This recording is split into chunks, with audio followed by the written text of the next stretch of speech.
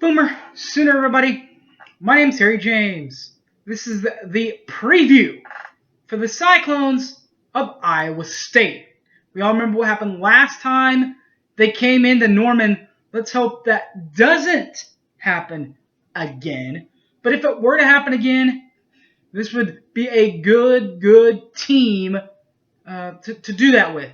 Returning quarterback, running back, receivers are good. The defense is always good with the Campbell at Iowa State. We'll tell you all about them next. Boomer Sooner 1982.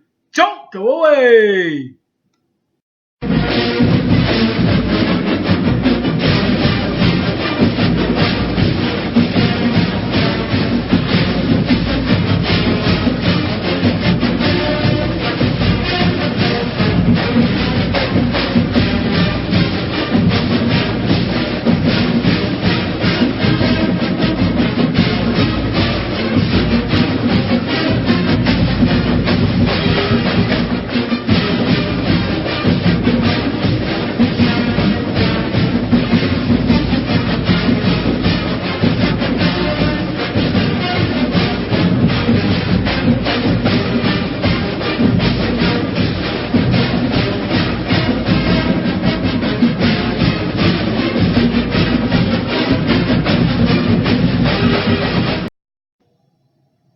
And welcome back to the show, everybody.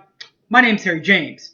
First of all, to clear some things up before we officially start the preview, I want to give a mad shout out to my boy Taco, aka Tom Collins. A lot of you guys may know him if you're an Oklahoma Sooner fan or Big 12 guy. He's helped with volunteered for the Big 12 championships, basketball and football. Football for sure. Done some basketball, done some women's basketball, has done the women's NCAA tournament, softball tournament that is, done the Big 12 baseball tournament, all that stuff. All that fun stuff. He's one of the volunteers that always volunteers for that stuff. Heads on. He's going through some things right now. Praying for you, big guy. Love you, Taco.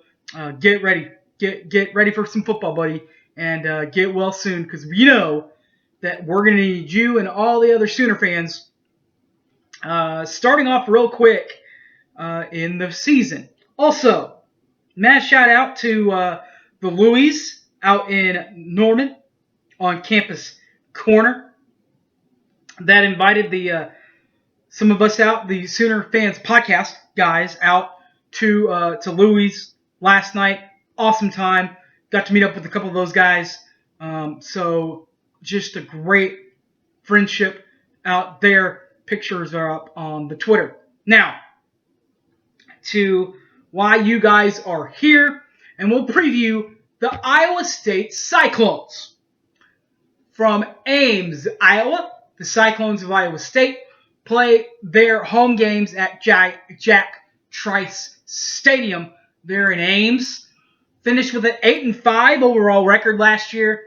Had a 6-3 Big 12 record, finishing third and fourth. So they finished third.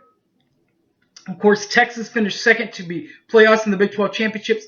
The third and the fourth slot, the 3-4 games, they were split between Iowa State and West Virginia. Iowa State won the head-to-head matchup, so they actually finished ahead of the Mountaineers of West Virginia. They did make it to a bowl game last year, where, they gave our old buddy and Lincoln Riley's old buddy, Mike Leach, all they wanted. But at the end of the day, Mike Leach found a way to win, like he always does, in a majority of games. Won it, 28-26 in the Alamo Bowl. By the way, Washington State wasn't terrible last year. By the end of it all, they were the 12th ranked team in the nation. So that's not a bad loss for Iowa State. Their head coach, Matt Campbell, is doing a great job out there in Ames, helping Matt Campbell get back to take that next step. They've been here before. They've finished in the top of the conference, but they've never made a conference divisional appearance or a Big 12 championship appearance. But helping him get there, make that next step, It's going to get a lot easier with this guy as head coach and this guy at quarterback. Really a lot easier. He's number 15. He's Brock Purdy. Purdy finished with 2,250 yards in the air last year to go with 16 touchdowns, just 7 interceptions.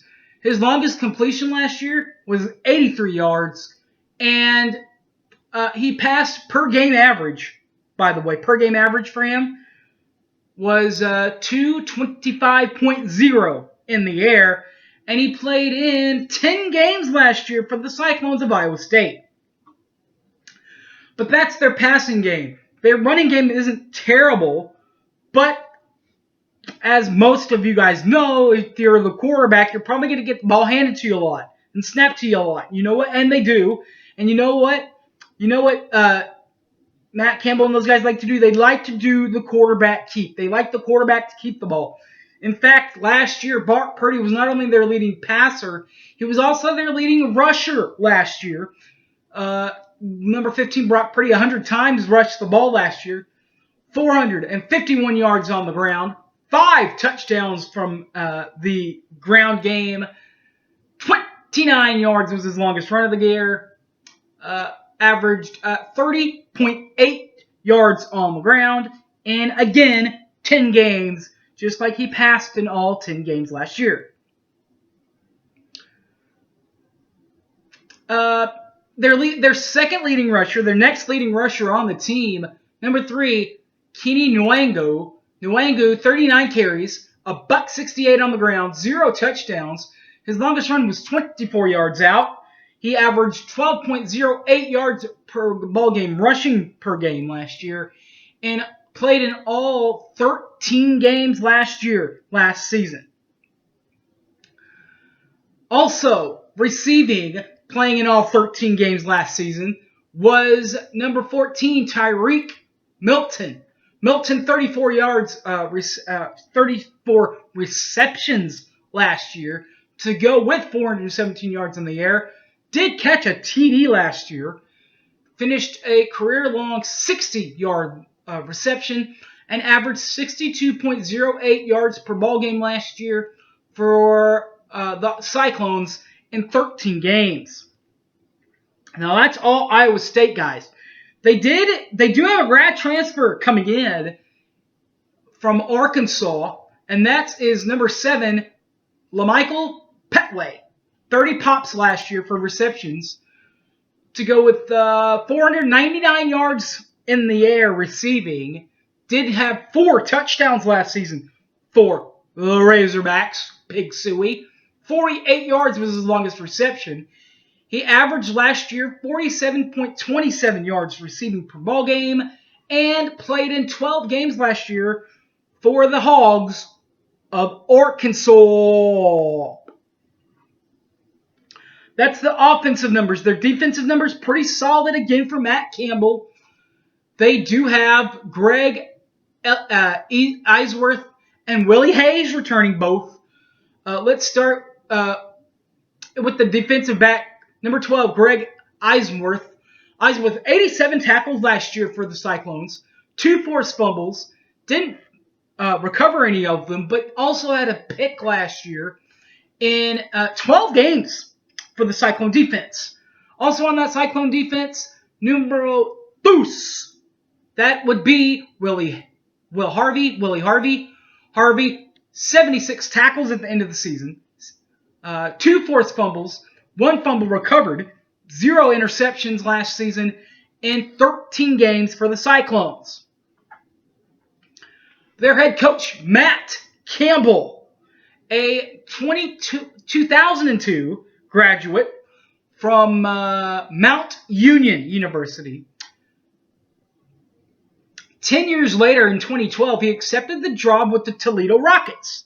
Stayed there from 2012 to 2015 with Toledo, before the 2016 season and joining the Cyclones of Iowa State, where, of course, he currently reigns as the leader of the Clones. The Cyclones' coaching record for Matt Campbell, 84 games for Matt. Actually, 88 games for Matt. Sorry, 84 and 74 overall record. That is a 61% winning clip. 3-2 in 5 bowl appearances. That is 60%. Now in 2011, he was the interim coach at Toledo before accepting the position full time in 2012. So he does have the bowl win. He has the win in 2011. Now let's see here. In 2016 was the only game under Campbell at Iowa State that they were not bowl eligible. So what was that? His first year. That's the only time that they were not bowl eligible in Ames. They've been bowl eligible every other year the last 2. That would be 17 and 18. One divisional title. Remember the one in 2004? Seneca Wallace and Company. Yep, they got there. They tied with Colorado. But Colorado ended up winning the invite in 2004 because Colorado won the head-to-head matchup. And they Iowa State won the head-to-head matchup, but Colorado ended up with the divisional title. There we go. Where they played our Sooners, and they lost to Oklahoma in the Big 12 Championship in 2004, and they do not have any conference titles. Well, we'll claim that up next week because the NA 0 conference titles, NA not eligible next week. Baylor does have a couple of them. Now they might have cheated their way to do it, and they might have done it in a kind of sneaky way with Art Briles, but you know what? They do have a couple of them. So we'll preview that Baylor Bears. The game will be played in Waco this year, so be ready for that. Alright guys, thanks for watching. You can catch this and all my videos on YouTube, Boomer Sooner 1982.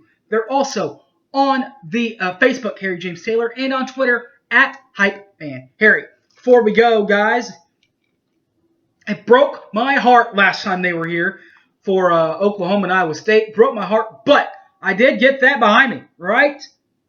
There. That right there, that program of Stephen Parker is signed by the king, the boss. All hail Barry Schwitzer. That's right, signed by Coach from Campus Corner. An awesome time. I got to meet him, and Thomas Lott was actually there also. All right, guys. So there's that little shout out to Barry Schwitzer. So that's about it. Thanks for watching. See y'all next week as we preview Baylor. Till then, guys, everybody have a great week, and Boomer Center, everybody. I'm out of here. Peace.